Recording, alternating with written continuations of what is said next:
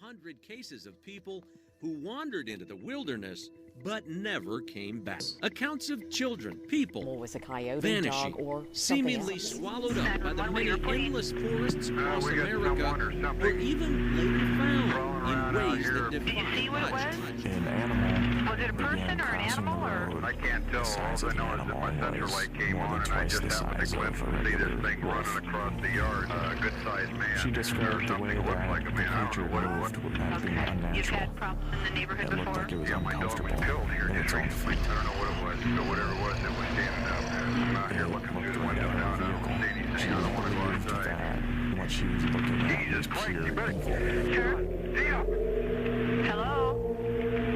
Get somebody out here. What's going on now, sir? That son of a bitch is about 6'9". Do you see The him now, cases of sir? about Yes, I'm looking 100 right people, at him. at least, who claim that they've been abducted hang by on. aliens. He's One right. of Dr. Is Matt's he in your patients, yard, Linda, sir? Yeah, who he's says gone. she He's has been big. Faded out. like since childhood. Reality. I was just what I remember being brought up this my tunnel of wall light, came right? from being Out around my of bed. this tunnel light, I just ran between them noticed and ran parts out of my of the life that room wouldn't to my even mother's occur to me to to remember. hide Then I from knew it. that I And wasn't I in never my told body, anybody that I about was that, and I just buried it in the back And of so my then I mind. came to the Me end and of my this brother, we tunnel never and noticed there spoke was about a it. man that first I started to noticed me at first as a a place mist or a and fog I kind also of saw moving. relatives The, that had the died. action, the That motion caught my then eye. It the actually wizard, started without taking moving his shape, mouth, taking spoke to me and form. said, The "Struggle idea of with the you Grim to Reaper die." went through my head, cloaked figure. And as I was watching, it kept becoming more and more and more distinct to me that this was actually something with some type of presence. Like it knew I was there. And as I was watching it, it turned and looked directly at me. I felt like whatever this was angry at me. I wasn't welcome. It wanted me out. I had been face to face with a ghost or a demon, a spirit. I'm not really sure what. But this feeling of terror actually was going through me. And I really felt more that it was demonic. It was something Hey very everybody, evil. and welcome to Real Supernatural Encounters. So for my guest today, I have Moshe, and he's going to be telling his near-death experience. Before we get to that, Moshe, could you give a brief bio about yourself? Yes. Hi. So my name is Moshe. I'll be 40 in just a little under a month, and I currently live in Israel. I have a home in the States, where I lived, and I recently came back to Israel. My near-death experience happened in the United States as part of my job as a correctional officer for the state of Illinois. And there was a car accident on the way back. I will talk about it more when I start talking about my experience, but I'm divorced. I have 5 beautiful children, and that's it. All right. Well, thank you for that, Moshe. I guess when you're ready, you can go ahead and start with your first experience. All right, so my experience started 2014 when I was working for the Menard Correctional Center in Southern Illinois. This is a maximum security prison that looks like he took it out of the 1700s. Looks like a big haunted mansion that housed one of the worst criminals at the time in the state of Illinois. There was a very good job to do as far as our duty, but it was a very tough job to do as far as what it does to us mentally without us even knowing it. Just everyday exposure to suffering, pain, agony, anger, whatever that's negative that's out there, we were exposed to, me and my coworkers. And some of us took it differently. Some of us really were there too long to care. And some of us were just feeling, I guess, spiritually drained. And at the time, I was completely different than who I am now, spiritually speaking. I always knew there was something about me, but I always rebelled against it. I was always the guy that just didn't want to believe and wanted to enjoy the earthly pleasures as they came. And I just wanted to do and do and do and achieve and achieve. And I didn't realize that I'm missing my purpose at the time, but I didn't even care to hear about any purpose at the time. So, part of my chase for to make it in America, I guess, was to get that job that paid really well and and I knew security back then from back home. I was in the military in Israel, so I kind of had the background. So, make long story short about my job experience, it's just important to have a background to see like what my soul had to go through in order to get to that changing point, that turning point, which was nothing short than divine, in my opinion, to change me completely and free my soul. So back in the day, we worked very, very long hours and overtime mandatory. We were very short staffed, and they made us work countless hours. I remember I was part of the night shift.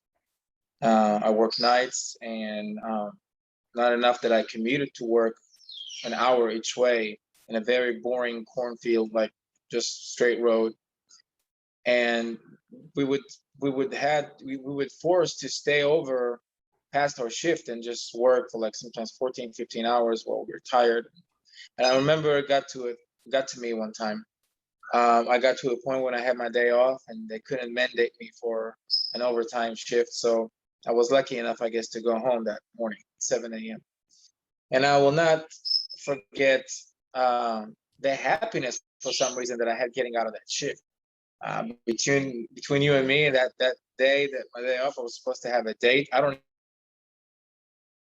even remember who with back then, and I just didn't care. I was so happy out of these walls and not going to see them for a day. So I was kind of really happy. The weather was great. Like I felt refreshed. Like I felt good just driving home. Like any other day, I would put my podcast or some music and just drive. It was very normal. I had like a minivan because all my kids were little back then, and I just had a minivan. Like I was like a soccer dad and just driving home.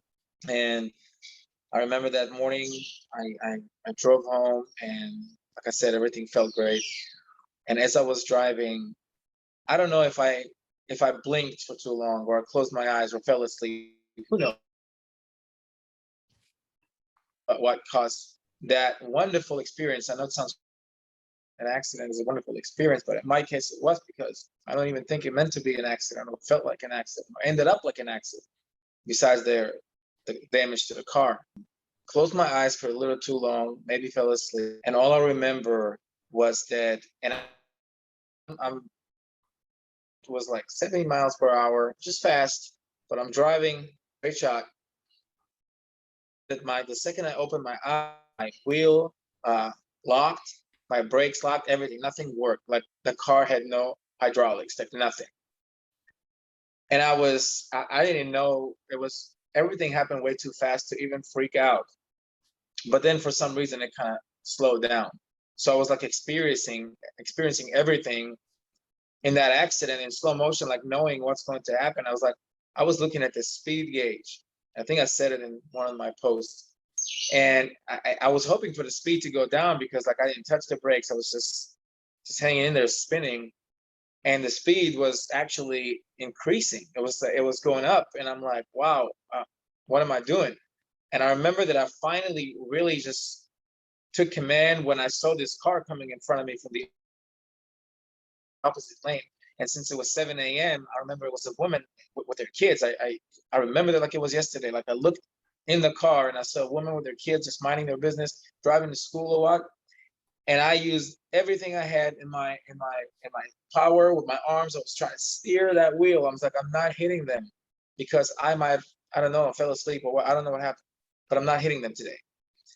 I was able to somehow move the wheel just enough to head straight into this, I think it was a utility pole. It was something just standing in front of me, huge, like a tree. I don't know what it was. And I remember that I just going in there 80 miles per hour, and I know this is it, like making it out of it. If I will not be the same person. I will not remember anything. I will not know how to speak. I remember all these thoughts, but then they stopped. And when I hold the wheel and looking into my death, literally just looking into death in the eye, and that's a feeling.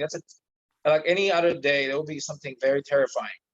I think for me, the average person, just to see death coming at you, like nobody. Usually, we pray comes, via surprise. Something will happen, we won't even feel it. But when you actually see it face to face, you have like, it's a fight or flight thing. And I remember that I don't know why, something in me, like I smiled.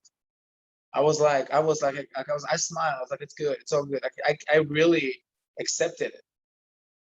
And all I remember was the boom, and the noise was so terrible. It's like somebody set up an explosive, like dynamite. Like the sound was, and I was in the military. I'm from Israel. Like explosions are not, a rare thing here every now and then, unfortunately. So I remember it was like a sound of a blast. And all I remember was the airbag deploying. I just saw the color of the airbag. It was like moving in slow motion, but I don't remember anything after that. The next thing I remember is where my experience actually started. I was upside down. I opened my eyes to the most amazing feeling I have ever felt in my entire life. Like nothing physical can get you to feel so comfortable, so good, so happy, so relaxed, so floating in the air type thing. I didn't see my body. I wasn't seeing a light or a tunnel.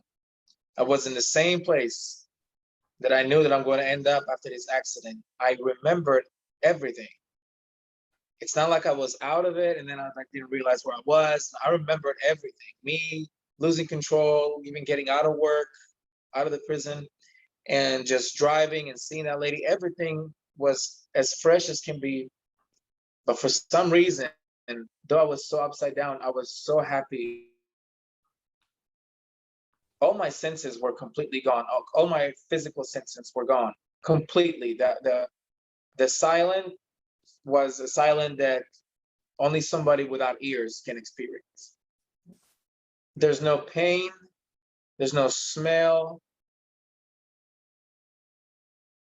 No thoughts. I tell people we always think, no matter what.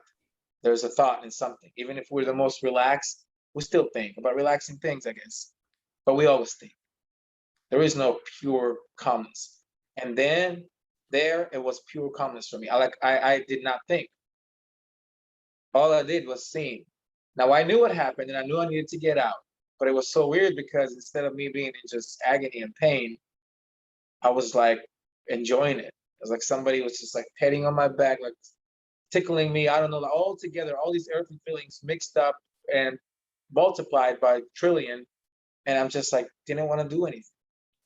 But I knew I needed to get out. So I'm trying to kick the door, and I remember everything was just like cushiony. Like there was a bunch of pillows everywhere. Like I can't, I feel like I'm buried in the mud or something. And I can't open it. I just don't have the strength. And I remember that I looked outside the window, and there she was, a lady standing there. And the first thing that I noticed about this lady was not even her age, and the scar. She had like a burn scar in only one of her cheeks, just under the cheek, and it looked like it was fresh. And I didn't even notice that before I noticed her 1800 or 1700 like dress, like black outfit. Like somebody took me back in time, and I'm like, what? Like who? Like I remember thinking like, who dresses like that? Like in my head, I was like, we are in, I don't know, it was 2014. And I remember that I was waving at her because there was no sound, and I couldn't, there's no sound that could come out of me even if I tried. Like there was just my hands, and I just saw it with my hands because I didn't think I could use any telepathy, even though it seems like that was the only thing that would communicate with anything outside. And I waved at her, and I remember she looked at me, and the scariest part was that she was pacing back and forth. Like she would look at me and she wouldn't even move her head, just move outside the car, like back and forth pacing. And I'm like just trying to help. And I remember that I wasn't judging. Like I like if I knew the old me prior to this accident, I would probably be freaking out, like yelling, maybe even swearing at her, like saying, "Hey, like what are you doing?" Like I would just lose it. But I didn't. I was just like, maybe she's scared. Maybe she's not qualified. Maybe she's worried that the car is going to explode. Maybe she's worried that she's going to hurt me before she's going to really save me or whatnot. People are people. She's old. She's like in her mid-60s looking like. And then I saw the scar, and I was like, well, I wonder what happened to her. But she was just pacing. So that didn't work. And I'm like, okay, I'm going to close my eyes. I'm just going to just try to gather some strength or catch my breath or whatnot. And I'm going to try again to get out. The second I closed my eyes, it was not even a second. I opened them again, and everything came back to life. Like you paused the movie and then you played the movie from where you stopped. The noise, a little bit of blood started dripping from my forehead.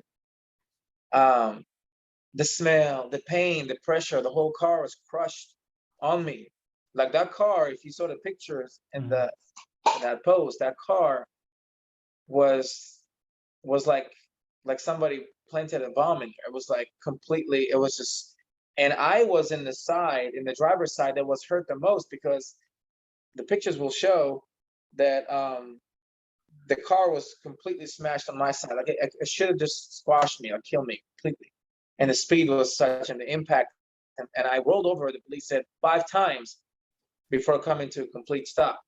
So there was not just the impact, but it was like the rollover part that, and I remember that I was like, I was okay. I was complete. Yeah, I felt like sore, like, stuff is pressing down on my leg, but, and I did get a little bit nervous, because I was like, okay, now what? Because I smelled gasoline and the car was still on. So I was reaching to the ignition and remove the key from there. But I was really worried that something's going to ignite. It was just like, it was a complete mess, like smoke everywhere, blowing on me, and I'm stuck. I can't get out. I'm like, I'm pinned down there. And then I really I didn't even think about people. I was just trying to think, how can I improvise and get out? But it was an impossible task. So all I remember is like turning to the side to look, and I saw that paramedic guy, and he ran, and he did he slided, like he tackled the car, trying to get to me. And then he just ducked under, and he was like, he screamed at me not to move, not to move. And I was like, I'm okay, I'm okay. I was like, you're not okay. You think you're okay. Don't move, don't move. And then he gave me IV through the window. And I said, sir, why are you giving me IV through the window? Just get me out of here. And I remember him saying, like, we can't. We have to get the firefighters to use they have a hydraulic device called the jaws of life, which they tear the car open, rip it, and then get you out. So I guess we needed to wait there. And then I looked, and I see a lot of people in the road, and tons of police cars and like 3 fire trucks, all coming in there. And everything just happened so fast. And I remember just like, can I go back to that calm moment when I had no thoughts, when I saw that lady, when just life was so lifeless, but yet lifeful. Like I was alive, but not like it was really weird. But I knew that I'm just back somewhere, and I'm like completely, I didn't want to tell anybody that, because I was like, listen, they're just not gonna, they're gonna think you're out of it. They're gonna whatever. And I remember that I was like getting into they came and they got me out of the car finally. They gave me morphine. Again, they didn't even ask me, just give me a shot to my stomach. And I felt like my stomach was on fire. And I was like, guys, I'm okay. I can't even stand up. It's like, don't move. And they just almost like tied me to this stretcher. And then they got me through the ambulance to this nearest hospital, which, by the way, 5 years after, ended up working at myself as a security guard. But that's a different story. Yeah, it's all synchronicities. But I ended up in that hospital, and I remember it was like a trauma unit there, ER, and they ran all these scans. They brought all these machines to me, like MRI, X-ray. Like I didn't have to move. They scanned me from head to toe. They were just freaking out. Everything happened so fast. And I remember that doctor came in there and was like, listen, I'm gonna let you go. Like, we scanned you. You have nothing. Not even a bruised muscle. Not even a mark. Yeah, when I got out, like I got a little bit of glass in my hand, but that's from coming out of there. Like when they just pulled me out, like I just touched something. But from the accident, and I didn't believe that. I went to records after that and got it. And every little thing, like that thing would have killed 99% of the people involved in it. And probably that 1 other percent was just like going through surgeries for the rest of their lives, if that. And I got out, and that was my second miracle. It's like I got out with nothing. Like 2 hours after, I remember going to work 2 days after. Like I was completely healthy, but yet I went through this traumatic event. I was trying to look for answers all these years. And with the answers looking came a lot of insights, like a lot of spiritual knowledge about creation, about what's going on, about the other side, about souls. All that stuff came into my life without me even reaching out and trying to learn it or study it or even showing interest in that. The only thing Ghost was be like when I was watching scary movies when I was a kid. Like I didn't have any interest in that, nor I believed in that stuff. Like I always thought it was just, fairy tale stuff, but I all of a sudden got this knowledge and started changing completely my lifestyle and my priorities and my like anymore. I feel like I don't live this world but to inspire. But yeah, like for myself, I almost like I figured it out. Like I know what I need to do. And all of a sudden the visions, the deja vus, the stuff that I read, like when I see people, if it makes sense, since the accident, and it was going over time because I realized that the moments that I wanted to concentrate on what happened to me and open up spiritually to that, like that knowledge would come. Like the second I would be like, no, like getting a little like timid or skeptic or whatnot, like I wouldn't open up. But then slowly I realized like, well, I know what I need to do. Like I just need to let it go and open up and all these knowledge and all these abilities and stuff that like I don't know how to explain it without sounding like because really my job is to tell my story and to inspire. Though a lot of people might not believe it, which is okay, totally okay, because I like my circle was like were used to me being one way for almost 30 years, for 30 something years. And then when you go through something like that and finally you're alive or you made it, it's all that matters to them. They don't know like that something can happen to you in the middle or because of this experience, because not a lot of people get to experience that and come back to tell. And all these knowledge came to me and all these abilities, like I would see people who lost their loved ones, like complete strangers, and I would know they did. And I would talk to them and engage in conversation and say, hey, I'm sorry about what happened to your husband. And I have witnesses for that, like that never happened like one-on-one. So I would see that, for example, this little 80-year-old lady, and so we saw her in that water park, and me and my then girlfriend were just sitting there with the kids, and I talked to the lady and I said, hey, your husband says he loves you and he misses dancing with you or something. And she almost fainted. And she started saying, well, how do you know? Like he was a dancer, he was a dancing instructor, and he was like a jazz musician. And he just passed away 2 months ago, and she went to the pool to kind of like, cope with the loss and do stuff for herself and keep busy. And I don't know how I knew it. Like I don't even know what made me talk to her about that. Like I don't do that stuff. But then all these little things happen, and like moments when you feel like you get visions and time stops completely, like you're not even part of, and all that stuff. Like you see people for who they are and not like what they show you, and all these little things. And then I realized like that's my thing, and I started looking into that and trying to figure out what happened to me. And some say that I might have, from the fear of knowing that I'm about to die, maybe got a little heart event, like maybe a heart. I came back on my own. That I touched the car after that, and the static, whatever electricity would get my heart to work again. So technically, it could have been dead, or it could have been something that it's almost like there was the dimension. There's a dimension between this world and whatever comes after, like the one with the light. And that dimension is where I don't know, it's almost like a waiting room, something, because you're still here, but you're not. Like, I don't even know how to explain it. Like you're aware of what's your surroundings, but you're just in a different, like you're not part of this consciousness. So that's it. Okay. So up to this, yeah. Changed my life forever. All right. I have a bunch of questions for you. So I guess if you're ready. I'm ready. All right. Let's start with, do you still work in the prison? No. I left that immediately after the accident. I came back for a little bit, and then I decided that, you know what, it's not for me. It needed to happen, but it's not for me. So. Did you ever experience anything weird in the prisons when you worked? Because, with all that negative energy that can. I've experienced a lot of weird things, almost to a point when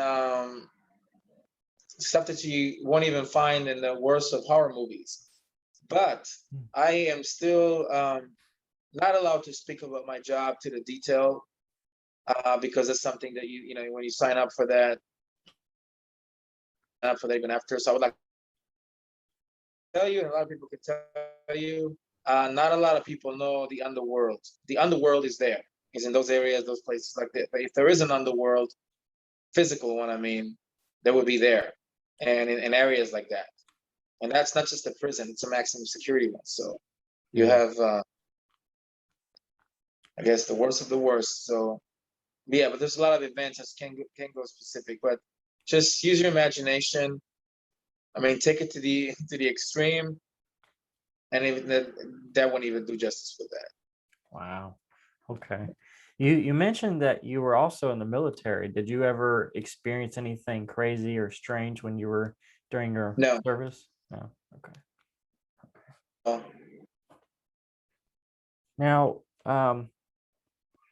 have you changed to a different profession since you left the prison? Instructor, I at the same time as when I was working at the prison, I had my own business. Oh, okay. In Southern Illinois, I had a big popular business, I guess you can call it that, because it was just big, and I had many hundreds, if not 1,000 students in and out my door. So people that knew me in my local small community, and I was doing that while I was working at the prison, and I was yeah, I just did a lot of security jobs as well. But Okay. I was mostly known for being self-employed. All right. Let's see. So so you were coming home this morning after you left the prison. It was about 7 a.m. and you probably fell asleep and you woke up and you said that your car, like all parts of your car were locked up. Why do you think that happened? Like why do you think all part, like your steering wheel, your brakes, like how? I don't know. I remember that when it happened, like that was the part that happened so fast, and all of a sudden I'm like spinning and I'm trying to like multi a million scenarios like how I operate. But I realized that I thought that it was like the first thing that I thought was that everything hydraulic fluids in my car just emptied out from everywhere. Right. I don't know why, I don't know how, but I couldn't find an explanation of why. You know, when your car, before you start, you won't be able, like you can't, you know, all the hydraulic fluid in order for that to even function, and the car has to be. And for some reason, my car felt like it was locked. It was like off, like everything was off. Like I couldn't operate the car, but it was still on and turned on and driving. And Yeah. yeah, it was kind of weird, but I really didn't take much to think about it at the time. I was really trying to be like, I need to save myself and others. And in my case, like when I saw that car, it was like I need to save others and then myself. And it was too late, but I was safe. But it was too late. Like I was really just like, I wasn't. The collision was just straight collision, and then 5 rolls, 6 rolls, I don't even know. But it was just like, yeah, but nothing hurt. Like nothing hurt. Like it's so weird. Like sometimes, if you don't mind me saying, like I'll walk around the house and I'll hit my pinky toe in the table and I'll scream. Like I can be big tough, but I'll scream my pain. Yeah. And here I am doing like 90 miles per hour, you know, after this spinning and the crash, and I'm like, not even a headache. That sounds almost like a glass beer bottle. When you try to throw it, it won't break, but when you just barely tip it over, it shatters, you know? Yeah, you know what? It's a good one. Yeah, exactly. Which is weird.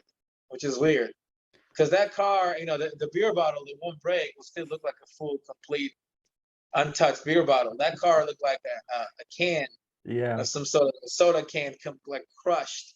And I'm like, okay. And my side was crushed. If I was on the passenger side, it was kind of like not crushed.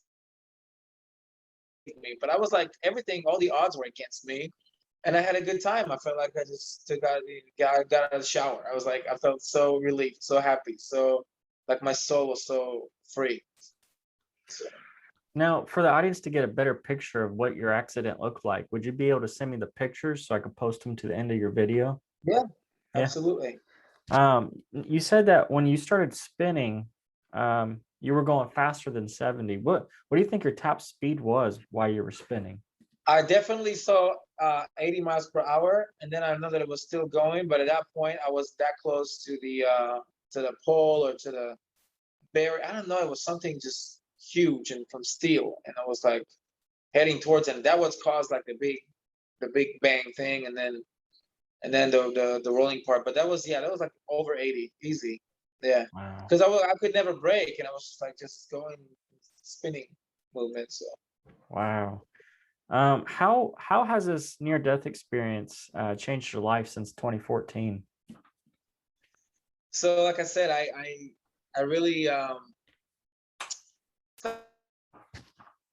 materialism completely, because obviously I'm a firm believer that we have to know the balance, and even if we have a purpose and we're stuck in this body, we still have to take care of this body and maintain our spiritual purpose. But that being said, is like stuff that really won't matter to me spiritually, that won't feed me spiritually, I will avoid. Yeah. I go to work, I talk to my loved ones, and I try to inspire, help people, like try to, and I use social media for that, to a point when a lot of people don't realize why I post so much. And I say, well, I'll tell you why. It's like I'm shooting many, many spiritual arrows. Mhm. And if I hit one, and I have people that write me that I hit them right on the spot when I wrote something and saved one, I don't really care where the other arrows go. If they miss, hit, it's like I'm not looking for popularity. Yeah. Not looking for Facebook likes or shares. I never said that. I just want people to know, like, hey, if you feel like there's nothing in you spiritual, go and find it, because there is. We are nothing but spiritual. Who Yeah. are lost in the physical body. But if we are found spiritual, the physical body will be to our benefit. We will not be stressed, not be lost or confused. We just be completely in control. Okay. Yes.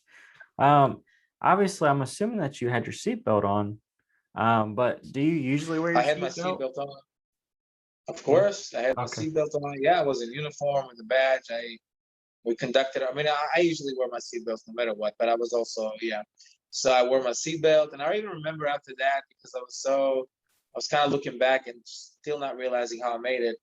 I even wrote a letter to my car manufacturer. It was a Kia, and I was like, listen, guys, if you ever need like a crash rating score thing, like I'm a living, surviving Crash example test. that your car did pass the crash test, because I made it and unscratched. Of course, I don't think it was the car; it was something else. But I think it was funny because they really appreciated it, to know that, hey, it can happen, but you can still make it. So, Yeah. What do you think would have happened if you would have had your seatbelt on? Do you think you still would have survived, or? do you know what? I think so. I think so, because the nature of that accident, I don't think a seatbelt would make it different here. Like, a seatbelt is more to save you from, hitting the steering wheel and like completely turning your neck, or breaking your neck in the process. But when you crash into an object in such a high speed, and then have your nose, no, the nose of the car crush again and then roll, I don't think that seatbelt will do much. No. Like I said, because if you look at where I was sitting, like I don't even know how my head is still in place. These pieces of metal from the car that came right into where I was sitting. They were Yeah. like completely thin, car parts that were just sharp, and I'm like, I don't even know. I was good. Now, when your car smashed, how was you able to see outside when you were looking at the lady? I was upside down in the Okay. driver's side, so like I saw was taking half the window, and then I saw, and actually when I was like that stuck the window and a little bit behind me, or to my side. I couldn't see behind me. I could see the window and to my side, but I was Okay. upside down. So So you you see could people up so you could see through the left side of the door and the right side? the left side of the door and the right side of the door, but the right side of the door, because I'm upside down, Yeah. face like up. It was right from the right side, and then I could see the floor and whatever was to my left. Okay. When I seen the picture of the car, I seen that I guess it might have been your passenger side. I couldn't really tell by the picture how it was taken, but where if someone was sitting in that passenger seat, they would have got like their legs cut off with that big metal piece that was sticking into the like. Yeah, I mean, like I said, there were pieces everywhere. I think that one of the reasons that they didn't want to try it and attempt to get me out until they got this Yeah. life is because literally everything was just so smashed, and I wasn't that, and was completely smashed, but at the same time, I didn't feel like it wasn't like I didn't feel anything. Like even when they smashed it, like I didn't have anything on my knee. Like they checked the knee, especially, and then they couldn't find anything. It's almost, but I just showed up, like I took off and showed up there after the accident was over. Like I don't even know how to explain it. So And I when know, you, but I don't know how to explain it in this like terms, like in this physical. If somebody was asking me like to make sense out of it, I cannot make sense out of it. I can make yeah. sense out of it spiritually because I know my calling and I know I figured my life out spiritually. But when you do, it's easy to describe what happened, why it happened, because the more I open up to it,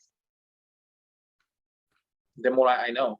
So I know what happened. But to the average person, if they ask, how did you make it out of there? I don't know. Yeah. There's no explanation. Like I would never believe. Also, when I remember I had to buy a car right away because everything just happened. I was like, I'm going back to work. It's fine. I was waiting for the insurance to pay for. And then I went and got I was like, I'm going to go to my car. I'm going to get me my brand new car battery and just bought and transfer it or whatnot. So when I went there, like the guy that ran this lot, he was like looking at me and it's like, I'm really sorry. Prayers to you and your family and the person you lost here, blah, blah, blah. And I'm like, well, that's me. It's like, what? It's like, I was the driver. I'm fine. Yeah. I even took a video next to it. I was walking around and I posted it back then. I said, hey guys, wear your seatbelt, something funny like that. Because only later on, like months after, I started getting all these visions and stuff from the accident. And yeah, it was only after there was like a gap that I was kind of looking at it as like, wow, what a miracle. But then it needed to happen. So like I said, I went there and the guy didn't believe. He was like, didn't believe that it was me. And I was like, how did I get out of there? How did I get out of there? But all I remember was that spiritual experience. It's all, to me, the accident, all that stuff is like stuff that I don't even, like, I talk about it, but it doesn't do anything to me. Yeah. I was speeding, I wasn't speeding, I fell asleep, control, car, smash. It doesn't matter. What happened to me there, knowing that literally there's no death, like I know beyond any shadow of a doubt that there's no such thing as death. Like once you cross over, if you're lucky enough to come back and tell, it's the best feeling in the world. We're eternal. We don't feel any physical pain. It's all like we are here, literally here and all these bodies distract us, like to be like, okay, how can you do when you are distracted? Yeah. And when you have this, when you have heartbreak, that stuff doesn't matter like anymore. It's our journey. It's an individual thing. Like you don't hang out with other souls there. Like you feel completely that you are just limitless. Like you can be anywhere you want and you're just completely feeling stuff. So that's it. So now that you rolled and everything, was you able to and manage not to hit the woman and their child in the car, or what did you hit, if anything? What was the question again? I'm sorry, you break it up. Sorry about that. So what did your car hit anything at all, or did it just flip? No, it hit the pole, I think, whatever I was hitting, or it was a rail. I can't really remember, but it hit because I heard, there was an initial noise, like explosion noise, and then the airbag deployed before I rolled over. Like when I rolled over so powerfully and so fast and so many times because of the initial impact into whatever it was. I just remember that I was saying this like, wow, like. How long did you think you might have closed your eyes for? Yeah, it felt like less than split second. Like it was just like moments of like, then just, Okay. So now that you've seen the lady, when you were seeing her and you were feeling no pain, no nothing, it was like a calm. Did the outside look different? The outside looked the same, but it was blurry, if it makes sense. Okay. It was blurry. It was kind of like grayish, but it was just the calmness was taking center stage. Like the outside. If right now we'll be out bigger than us, it'll be like what we're looking around at, like we're part of the outside. Yeah. But almost like the outside was part of us. Like it was just there. But the feeling that there was no there's no thoughts. It's just good calmness. Like you really feel good, and it's constant. Yeah. Like sometimes we have moments in life when we hear amazing news and we're just happy, or we're, I don't know, tell people for the first time all these butterfly feelings that people have in their lives in different occasions, but they're, you know, they're happen, but they're the last minutes, sometimes maybe hours, maybe days if it's really big, but it goes away and we kind of like level ourselves out. But it felt like it was constant, then it was increasing, and there was really nothing that's going to take it away. Like, there's nothing that's going to counter that. Yeah. And you feel completely free, invincible. That had to be a very beautiful feeling, you know. Yeah. I kind of wish that sometimes we would feel that here when we're trying to have this human Oh, experience. you can. It'll come to you. It's just like I said, our job is to increase spirituality by not being dependent on physicality. But a lot of people still, like, if it's their body, they leave a corner for spirituality. Sometimes some people, you know, take it out when they worship. They take it out when they really need a miracle, and take it out when something goes through their life. But I tell people, like, make it a habit. Like, be always spiritual. Get that little feel and connect to it. And once you do, like, you'd be amazed how much you can manifest. Like, how much you can really change your own path. Because it's individual path. And what do you do in a path? In a spiritual path, just like in a physical one, you walk. And if you feel like you want to slow down, you slow down. You feel like you want to just take a shortcut, take a shortcut. Yeah. But the most important thing about that is that you know your destination. Well, a lot of people, when they're lost, like, I don't know, there's a God, there's no God, there's death. Death is life. They keep walking, taking a step forward, then 5 steps back, and then they get lost. And when you get lost, it's just like you manifest a life like that. And that's what people will get lost. And I've talked to them a lot and give them a lot of advice. Where, you know, people are, you know, into alcohol and too much of abusive stuff to themselves, and these are the people who are spiritually lost. But they don't want that for themselves, but they just give up.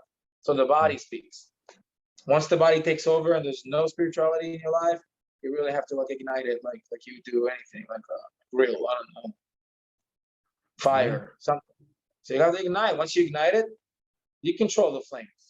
And in my life, after it happened to me every day, like everything that happened to me, instead of like, oh, why did it happen to me? What did I, you know, how do I deserve that? I know exactly what happened. I changed my own ways and fixed it. Like, the attitude is better automatically. You deal with it better. You know what I mean? There's nothing, like, you feel invincible. Like, you feel unstoppable. Because the only thing that stops you, the things you let stop you. Like, sometimes you can just not care. I tell people, well, what if you tell you control and don't care? We all end up the same thing. Doesn't matter. You can be in the best. We all know that we all have that destiny. We're all going to end up dying. There's nothing. There's no dying. We're going to transferring. We're going to transfer something else. There's no dying. Dying is the term that people are just adjusted because they don't believe. So you die. It's over. I don't know. Not even close. I agree with you. I really do feel like a lot of people are confused, you know, spiritually when it comes to, you know, they're afraid of what's going to happen when they die. And it's because they seek too much information from everybody around them. They didn't really have the chance to adopt their own self-thought, feeling. It's your own journey. You can't have a journey and live it through somebody else's words. You can't have a rabbi, a pastor, a priest, I don't know, anybody, or somebody, even a friend of yours, or even a spiritual teacher who's going to tell you how you live your life according to their words or advice. I tell people, what do you feel? Like, when they ask me for advice, I'm like, what do you feel? It's like, well, I don't know. That's what I'm coming to you. It's like, well, dig deep. What do you feel? What do you feel? We know. We own that journey. I can't tell you how to walk your journey. Just like on this life, we are individually different. You can't find us the same people. They can be identical twins, but they still won't be the same people. Nobody is the same person. It's amazing. Think about it. Over a few billion people, but nobody is the same. Yeah. And that's because in reality, the soul, like, we are not the same. And once you know that, okay, if it's your journey, then live it. Live it. Have your own, you know how to do it. Just take control. Don't be distracted. Don't be what people think about me, what people live, because a lot of people live of what other people think about them. And even those who say they don't, they still do. Yeah. From how they dress, to how they conduct themselves, to how they work, to how they raise kids, to what this, to what that. And it shouldn't be about that. What do you think about you? You can never spiritually grow through others, only through yourself. And once you do, others can. And what I'm trying to do is that I want others to know they can do it. Yeah. They don't need to thank me. They just know, hey, you don't die. Go. Do like a workout. Go to the gym for your soul. I go to the gym every day. I work out my soul. All my soul muscles are completely sore from how much I worked them. But that's how I choose to live my life. And then when things come at me, like what people call troubles, I see as blessings, challenges, trials. I embrace it. So Okay. Now, when was it the firefighter or the ambulance that got to you? the ambulance got to me first. Okay. But I forgot to say, you know what? I forgot to mention something really important. I think it was like the punchline of the story. Yeah, I I was always I was tell just that. about to ask you that. I would Yeah. always, I always tell that, but we kind of, I kind of got wanted to speak about all the experience itself and what it taught me. But just going back to the ambulance, so once everything was situated, quote unquote, and I was in the ambulance on the way to the hospital, before all these medical examinations I was mentioning, I was laying in there, not even knowing where we were, not what's going on with my car, with my uniform. They caught my uniform. I was like, I didn't even know where my belongings were. I didn't care. And I remember that I asked the sheriff, like there was a female officer. I don't know if she was a sheriff deputy or a state trooper, but I remember asking her, I said, officer, can I ask you a question? She's like, sure, but I'd rather you not talk because you just had this wreck. And I was like, well, I'm fine. Can I please? She's like, yeah. And then I was like, is it legal for a citizen to ignore and not a citizen needing help or in distress? And she was like, what are you talking about? I was like, well, never mind. Just that lady there, I was kind of trying to see if I can get her attention to get me out. And she's like, there was no lady. We were the first at the scene. There was nobody. Like the paramedic came there first and then everybody else. Even the prison warden showed up there. Like people saw it from far away, but they were not in there because you couldn't just drive there. Like I fell out of this big ditch too. Wow. If you see that, you'll see a ditch. Like it's not, I'm not leveled. Like I hit it. I hit something and then I rolled 5 times and ended up in the ditch. And did it look like she was in the ditch with you? She was right outside the car. Yeah. So I thought it was it's her place. She lives here. Like I didn't know what was going on. How far away from you was she? About 5 feet. Oh wow, that was really close.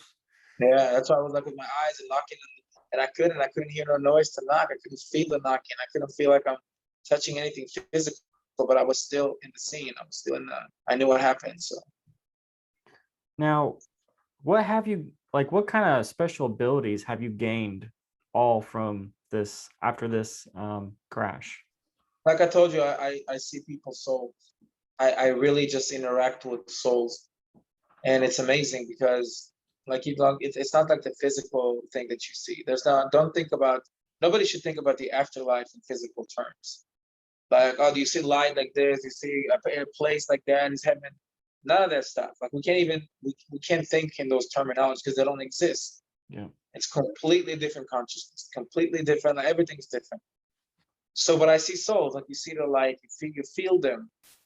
It's almost like telepathy. Like you feel good energies, you feel bad energies. Your dreams, my dreams were always with a meaning, always random, always involving stars and moons and several moons and stuff that has to do with falling. Every that I wake up from a falling sensation. Like I'm falling, and right when it's time to hit the floor is where I wake up in a complete perfect timing. The second my feet hit the floor in a dream, my eyes will open.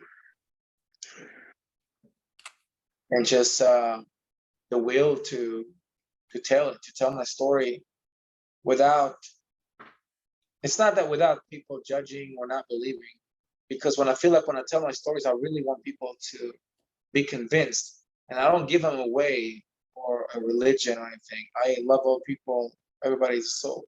Yeah. But at the same time, you got to tell them, hey, just know your soul.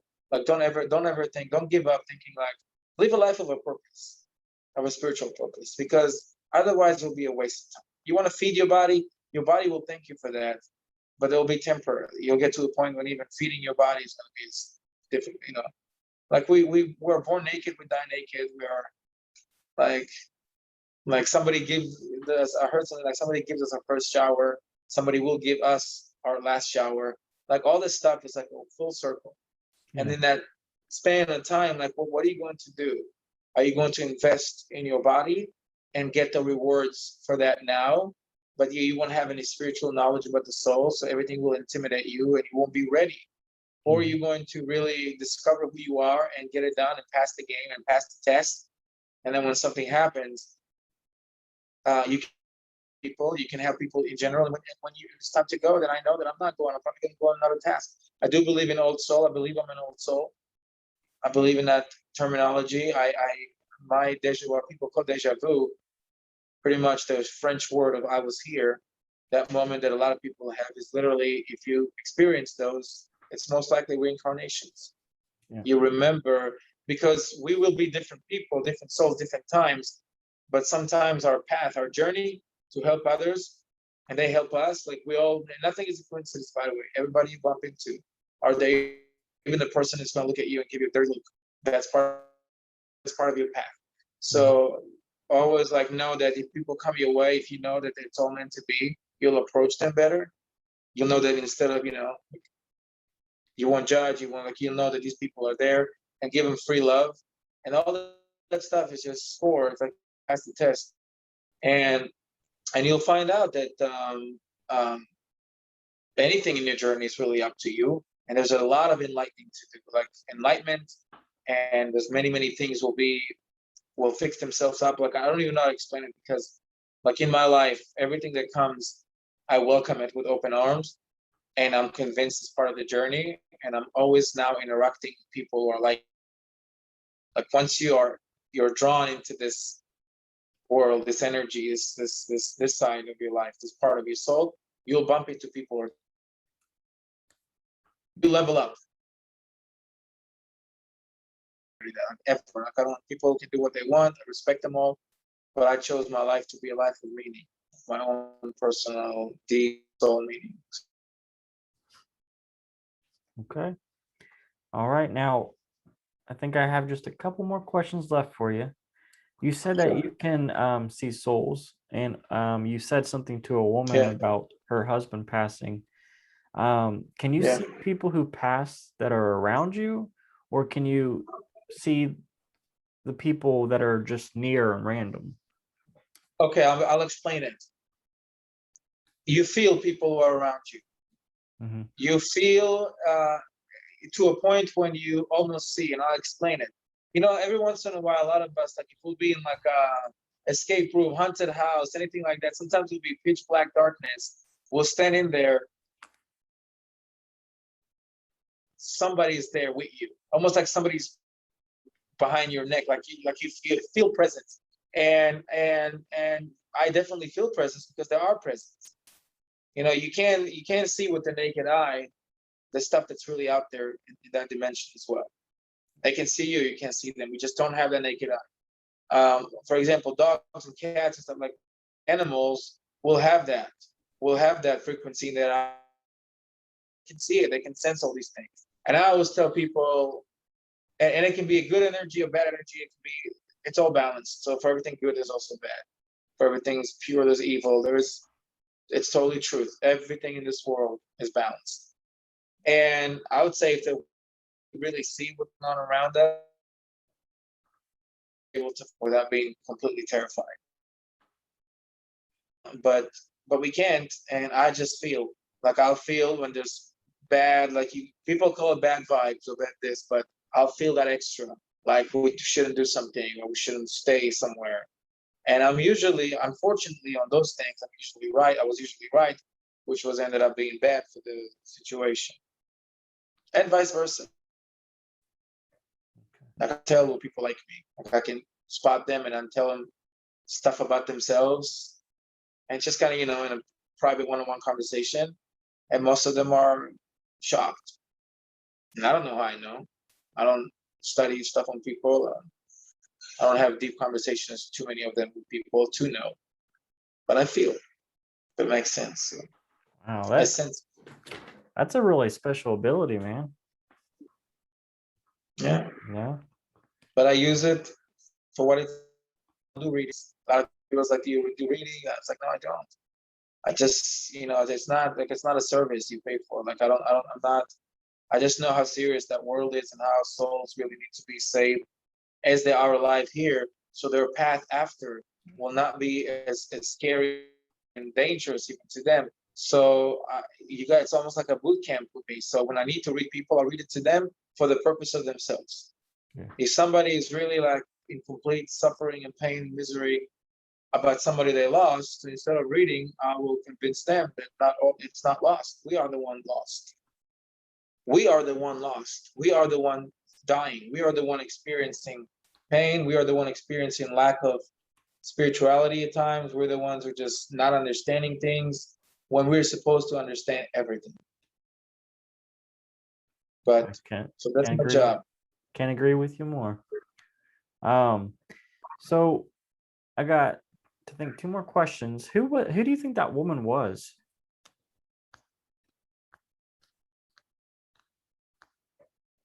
I don't know, category of can you hear me? Okay. Sorry. So in the category of spiritual beings, there's so many of them. Even angels, they have different shapes, forms. Even angels have angels underneath. You have like earth angels, and you have like people that are just there for a reason. I could never tell. I mean, even like now, like we ask it spiritually, who do you think it was?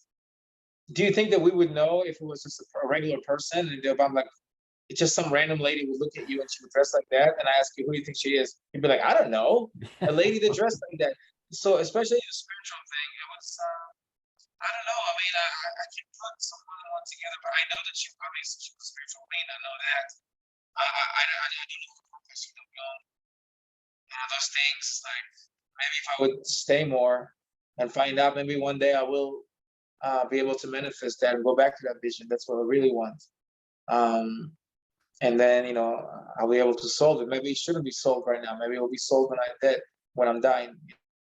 Yeah. So I'm just, I'm taking that experience. I'm still growing in my own spiritual level. And I know that I have a calling. I know my role. I know I'm an old soul. And I will help my fellow souls. That's all I want to do. Okay. Who needs it? Yeah, who needs it. Now, how can people contact you if they want to talk with you or anything? Well, right now, you have my Facebook, and you have permission to even tag me if you want on that. But that's right now the only form of communication, is because that's the only platform that allows me throughout my insights to kind of speak to people that might benefit from it. And actually, people reach out to me. Just recently, this gentleman wrote something on my timeline that he's going through some stuff, and reading my stuff makes him feel better. And I'm like, you know what? Thank you for that. For that, I do it. I don't really do it for anything. I don't even know how to use computers. I don't market myself. It's not for that purpose. This is this world stuff, and we're not talking about this world. So if we don't talk about this world stuff, we're not going to act like it's this world stuff. Yeah. People want me. Okay, here's my Facebook. You got a problem? You're sincere. You want advice, and I don't charge. Okay. All right. Well, Moshe, you answered most of my questions and everything. But before we end this video, would you like to give any advice or any closing comments for people who could be going through the same experience or anything? Yes. If you have that experience, it's not enough to just. I had that. I saw there's hope, like there's no death. Like, you got to know that this was a calling. There was probably your cue to take that and know that what some people believe, and there's a difference between believing and knowing. I can believe in something, but it's not necessarily true. I just want to believe because I was told. When you see something, you're no longer believing, you're knowing. Take that knowledge, what you need to do, because it's not fair to peek on the other side, to know what's out there, and have people go in there like some of them are blind, some of them don't know, some of them are struggling. Tell them the truth. Tell them the truth and teach them that spirituality is their own journey. And a lot of people don't get it, don't reach happiness because they depend on other people to give it to them. But it has to start from the inside out. Once you build it inside, it'll come out of you and affect others. Because in the end of the day, you can live your life by saving money, buying houses, fancy cars, going to trips, and be like, okay, I lived it to the fullest, not realizing you're just now dying and starting to live. And if you want to pack something, pack it in the spiritual backpack. Just do anything spiritual, and you'll find balance. I hope so. That's my advice. Okay. All right. Well, Moshe, I really appreciate you taking the time out of your day to come on and tell your story. Thank you, audience, for watching. It's been another episode of Real Supernatural Encounters, and we'll see you guys later. See you later, Moshe. See you later. Thank you.